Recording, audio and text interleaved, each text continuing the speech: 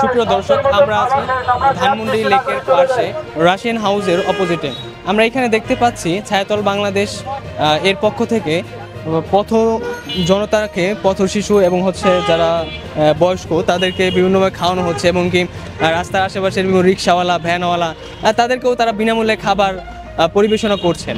আমি এখন কথা বলবো ছায়াতল বাংলাদেশের একজন কর্মীর সাথে। তিনি আমাকে জানাবেন যে ছায়াতল বাংলাদেশের লক্ষ্য উদ্দেশ্য কি এবং তারা কিভাবে কাজ করে যাচ্ছে এবং কতদিন ধরে তারা এই কাজটা করে যাচ্ছে। বলেন প্লিজ। ধন্যবাদ। ছায়াতল বাংলাদেশ মূলত একটি সামাজিক সংগঠন। আমাদের এনজিও নিবন্ধন রয়েছে। ছায়াতল বাংলাদেশ পথ শিশুদের নিয়ে কাজ করছে, পাশাপাশি সমাজের অসহায় জনগোষ্ঠীদের নিয়ে কাজ করছে। আমাদের বিভিন্ন ইভেন্ট রয়েছে, বিভিন্ন প্রকল্প রয়েছে। তার মধ্যে একটি প্রকল্প হচ্ছে এক মুঠো আহার, যেটা আমরা প্রতিদিন শতাধিক মানুষের জন্য খাবারের আয়োজন করে থাকি। আমরা এক একদিন এক একটা প্লেসে খাবার দেই। আজকে আমরা ধানমন্ডি এসেছি। ধানমন্ডিতে আমরা শনিবার এবং বুধবারে খাবার দেই। আমরা রায়ের বাজার বুদ্ধিজীবীতে খাবার দেই, আগারগাঁও মেট্রো স্টেশনে খাবার দেই।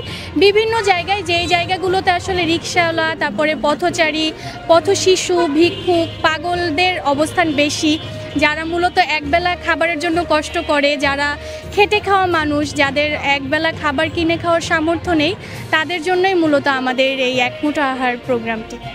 আপনাদের এই এক মুঠো আহার প্রোগ্রাম কি এটা কি সারা বাংলাদেশ ব্যাপী চলে, না শুধুমাত্র ঢাকা সিটি কেন্দ্রিক? না, সারা বাংলাদেশ ব্যাপী চলে।